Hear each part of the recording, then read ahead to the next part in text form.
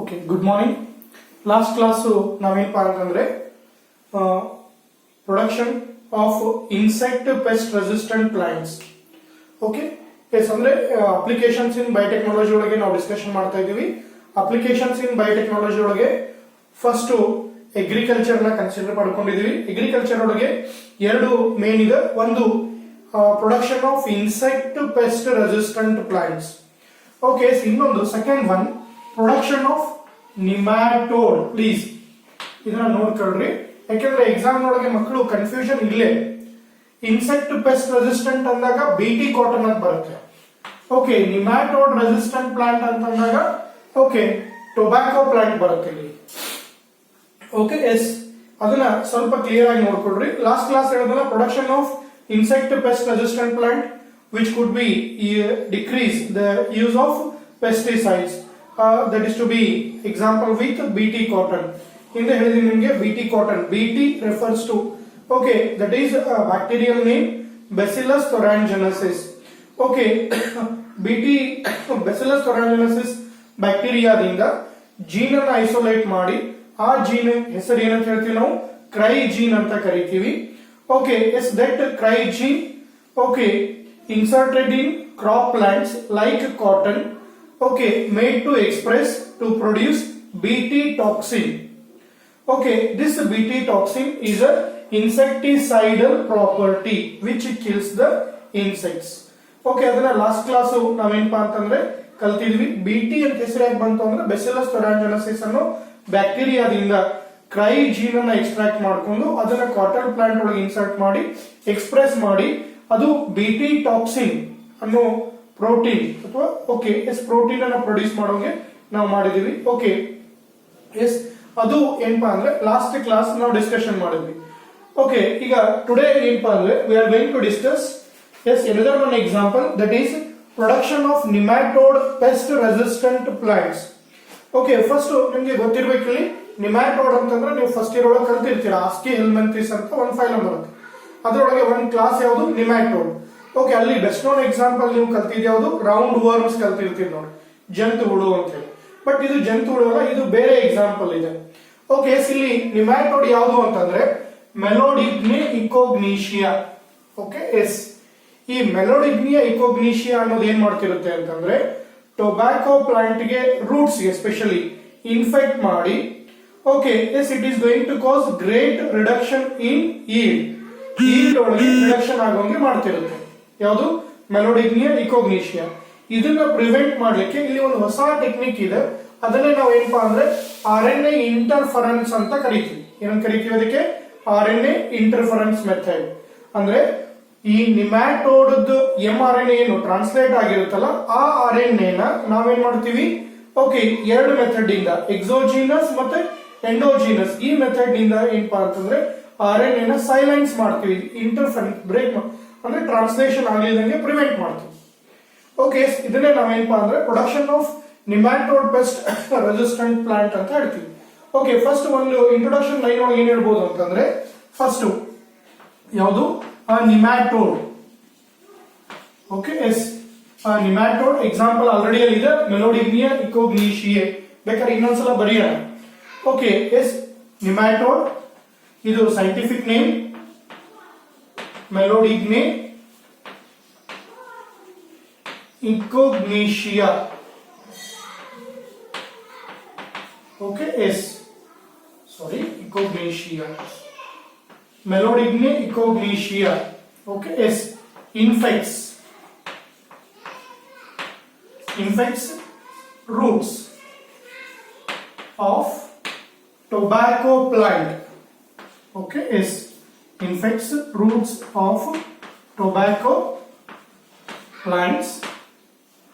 Okay, is tobacco plant and cause great reduction in yield. And cause great reduction in yield. Okay, yes. ನಿಮ್ಯಾಟೋಡ್ ನಾನು ಆಗ್ಲೇ ಹೇಳಿದ್ರೆ ನಿಮ್ಯಾಟೋಡ್ ಅಂತಂದ್ರೆ round worm ಏನ್ ಕಲ್ತಿದ್ರಿ ASCII ಹೆಲ್ಮೆಂಥಿಸ್. Okay, ಅಂದ್ರೆ ಇದು elongated thread ತರ ಇರುತ್ತೆ ವರ್ಮ್. ಓಕೆ, ಅದಕ್ಕೆ ಇದನ್ನ ನಾವು ನಿಮ್ಯಾಟೋಡ್ ಅಂತ ಹೇಳ್ತೀವಿ. Okay, nematode, a thread like what we call elongated body, ASCII elements ಒಳಗೆ ಬರುತ್ತೆ. ಓಕೆ, ನಿಮ್ಯಾಟೋಡ್ ಅದ್ರ ಹೆಸರನ್ನ ಕರೆಕ್ಟ್ ಆಗಿ ನೆನ್ಪಿಟ್ಕೊಳ್ರಿ. Meloidogyne incognita infects roots of tobacco plant. Okay, ಅಲ್ಲಿ ಯಾವುದು ಇನ್ಸೆಕ್ಟ್ ಬೋಲ್ವರ್ಮ್ ನೆನ್ಪಿಟ್ಕೊಳ್ರಿ. ಓಕೆ, ಯಾಕಂದ್ರೆ ನೀವು ಅಲ್ಲಿ ಕಲ್ತಿದ್ರಿ ಯಾವುದು ಒಂದು ಸ್ಟೆಮ್ ಬೋರರ್, ಇನ್ನೊಂದು ಯಾವುದು ಬೋಲ್ ವರ್ಮ್ಸ್. ಓಕೆ, ಅಲ್ಲಿ ಬೋಲ್ ವರ್ಮ್ ನಾವು ಪ್ರಿವೆಂಟ್ ಮಾಡೋ ಸಲುವಾಗಿ ಅಥವಾ ಜನರಲಿ ಇನ್ಸೆಕ್ಟ್ಸ್ ಅನ್ನ ಅಟ್ಯಾಕ್ ಅನ್ನ ಪ್ರಿವೆಂಟ್ ಮಾಡೋ ಸಲುವಾಗಿ ಬಿಟಿ ಕಾಟನ್ ಪ್ಲಾಂಟ್ ಅನ್ನ ಪ್ರೊಡ್ಯೂಸ್ ಮಾಡಿದೀವಿ. ಇಲ್ಲಿ ಏನಪ್ಪಾ ಅಂತಂದ್ರೆ ಟೊಬ್ಯಾಕೋ ಪ್ಲಾಂಟ್, ಅದು ಟ್ರಾನ್ಸ್ಜೆನಿಕ್ ಟೊಬ್ಯಾಕೋ ಪ್ಲಾಂಟ್. ಓಕೆ, ಇದು ಎದಕ್ಕೆ ಅಂತಂದ್ರೆ ಮೆಲೋಡಿಗ್ನಿ ಇಕೋಗ್ನೀಶಿಯಾ ಇನ್ಫೆಕ್ಷನ್ ಅನ್ನು ಪ್ರಿವೆಂಟ್ ಮಾಡೋ ಸಲುವಾಗಿ. Okay, nematode Meloidogyne incognita infects the roots of tobacco plant and cause great reduction in yield. Okay, ಅದಕ್ಕೆ ಇಲ್ಲಿ the best adopted technique, best adapted technique to prevent this infestation.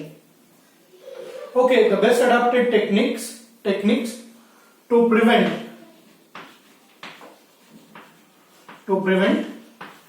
this infestation or infection, okay, is meloidogyne incognita. ಇದರ infection ನ prevent ಮಾಡೋ ಸಲುವಾಗಿ the best adopted technique to prevent this infestation are based on the process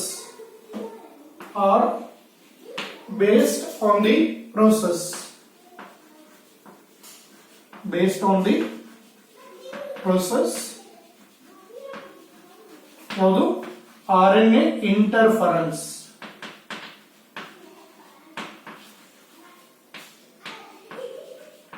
okay, yes RNA interference, ಇದನ್ನ short ಆಗಿ RNAi ಅಂತ ಕರಿತೀವಿ.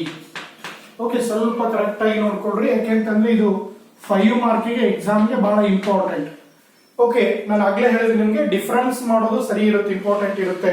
ಅಲ್ಲಿ insect ಅಂತಿದ್ರೆ ಬಿಟಿ ಕಾಟನ್ ಅಂತ ಬರೀಬೇಕು, ನಿಮ್ಯಾಟೋಡ್ ಅಂತಿದ್ರೆ ಟೊಬ್ಯಾಕೋ ಪ್ಲಾಂಟ್ ಕನ್ಸಿಡರ್ ಎಕ್ಸಾಂಪಲ್ ಮಾಡಬೇಕು. ನೀವು ಎರಡೂ ಗೊತ್ತಿರುತ್ತೆ ನಿಮ್ಗೆ, ಸ್ವಲ್ಪ ಏನು ಓವರ್ ಕಾನ್ಫಿಡೆನ್ಸ್ ಎಕ್ಸಾಮ್ ಒಳಗೆ ಅವಸರ ಮಾಡಕ್ ಹೋಗಿ ನಿಮ್ಯಾಟೋಡ್ ಕೇಳಿರ್ತಾರೆ, ನೀವು ಬಿಟಿ ಕಾಟನ್ ಬರ್ದಿರ್ತೀರಾ. ಬಿಟಿ ಕಾಟನ್ ಅಂದ್ರೆ ಇನ್ಸೆಕ್ಟ್ ಪೆಸ್ಟ್ ಕೇಳಿರ್ತಾರೆ, ನೀವು ನಿಮ್ಯಾಟೋಡ್ ಬರೀತೀರಾ. ಯಾಕಂದ್ರೆ ಇಲ್ಲಿ ಪೆಸ್ಟ್ ಅನ್ನೋದು ಕಾಮನ್ ಬರುತ್ತೆ, ಅದು ಇನ್ಸೆಕ್ಟ್ ಪೆಸ್ಟ್ ರೆಸಿಸ್ಟೆಂಟ್, ಇದು ನಿಮ್ಯಾಟೋಡ್ ಪೆಸ್ಟ್ ರೆಸಿಸ್ಟೆಂಟ್ ಪ್ಲಾಂಟ್ಸ್. ಓಕೆ, ಸ್ವಲ್ಪ ಕರೆಕ್ಟ್ ಆಗಿ ನೆನ್ಪಿಟ್ಕೊಂಡು ನೀವು ಬರೆದ್ರೆ ಸಾಕ್ರಿ. ಓಕೆ, ಎಸ್, ಅದಕ್ಕೆ ನಾವಿಲ್ಲಿ ಹೇಳ್ತೀವಿ ಏನಂದ್ರೆ ಇದು RNA ಇಂಟರ್ಫರೆನ್ಸ್ ಏನೈತಲ್ಲ, this is the one cellular defence in almost all eukaryotic organisms. ಈ RNA interference ಏನೈತಲ್ಲ takes place in all eukaryotic organism as a method of cellular. Okay, RNA interference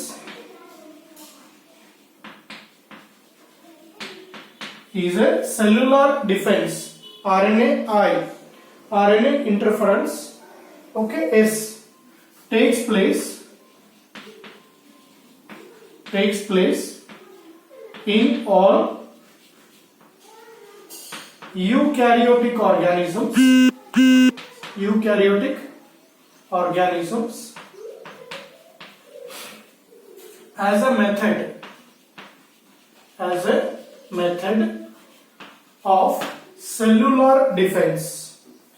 as a method of cellular defense. Okay, ಎಲ್ಲ organism ನೊಳಗೂ RNA interference ಇದೇನೈತಲ್ಲ method of cellular defence ಅಂತ ಕರಿತೀವಿ. ತನ್ನ cell ನ protect ಮಾಡೋ ಸಲುವಾಗಿ ಈ ಒಂದು ಮೆಥಡ್ ಯೂಕ್ಯಾರಿಯೋಟಿಕ್ ಆರ್ಗ್ಯಾನಿಸಮ್ಸ್ ಒಳಗೆ ಇರುತ್ತೆ ಅಂತ ಹೇಳಿ. ಓಕೆ, ಹಾಗಂದ್ರೆ RNA ಇಂಟರ್ಫರೆನ್ಸ್ ಅಂದ್ರೆ ಏನು, ಅದಕ್ಕೆ ಈಗ ನೆಕ್ಸ್ಟ್ ಹೆಡ್ಡಿಂಗ್ ಬರೀತೀನಿ ಇಲ್ಲಿ.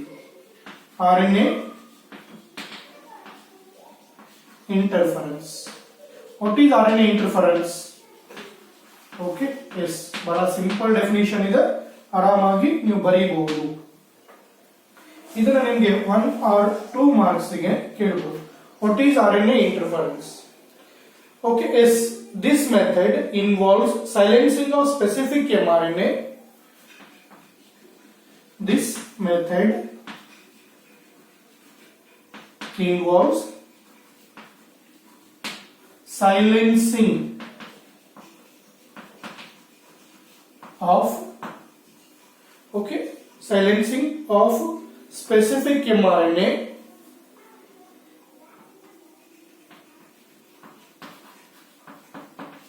silencing of specific mRNA ಇದು ಜನರಲ್ ಇದೆ ಅಂತಲ್ಲ ಯಾವುದೇ ಇರಲಿ ಇಲ್ಲಿ ಏನಂದ್ರೆ ನಿಮ್ಯಾಟೋಡ್ RNA ಅಂತ ಕನ್ಸಿಡರ್ ಆಗುತ್ತೆ okay silencing of specific mRNA due to producing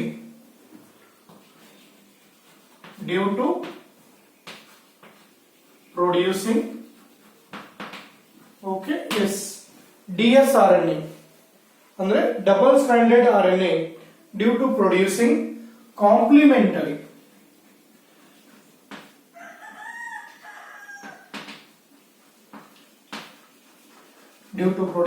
complementary dsRNA double stranded RNA okay specific mRNA due to producing complementary double stranded RNA molecule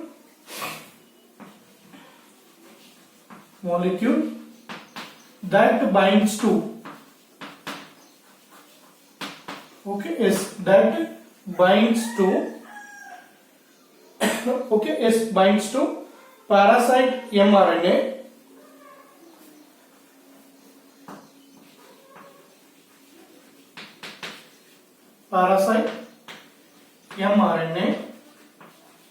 and prevents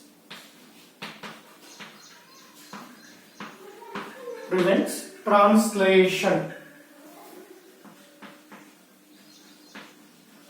okay that prevents translation okay yes this method involves silencing of specific mRNA due to producing complementary dsRNA molecule double strand RNA molecule that binds to parasite mRNA and prevents translation okay yes that the translation of mRNA ಅಂದ್ರೆ parasite mRNA protein ಆಗಿ produce ಆಗೋದನ್ನ ಇದು prevent ಮಾಡುತ್ತೆ okay ಯಾವಾಗ ನಿಮ್ಯಾಟೋಡ್ ಅಥವಾ parasite ಬೇಕಾಗಿರೋ proteins ಅಲ್ಲಿ produce ಆಗಿಲ್ಲ ಅಂದ್ರೆ then the parasite can not survive for longer time okay yes ಅದಕ್ಕೆ ಬೇಕಾಗಿರೋ ಪ್ರೋಟೀನ್ಸ್ ಅದು ಪ್ರೊಡ್ಯೂಸ್ ಆಗಿಲ್ಲ ಅಂತಂದ್ರೆ ಅವಾಗ ಅದು ಬಹಳಷ್ಟು ದಿವಸ ಅಲ್ಲಿ ಏನಾಗಲ್ಲ ಅದು ಉಳಿಯಲ್ಲ ಓಕೆ ಎಸ್ ಅದಕ್ಕೆ ಇದನ್ನ ನಾವೇನಂತ ಕರಿತೀವಿ ಸೈಲೆನ್ಸಿಂಗ್ ಅಂತ ಕರಿತೀವಿ ಅಥವಾ RNA ನ ಇಂಟರ್ಫರೆನ್ಸ್ ಮಾಡೋದು okay preventing from translation process okay yes ಅಂದ್ರೆ ಸೋರ್ಸ್ ಏನಿದಕ್ಕೆ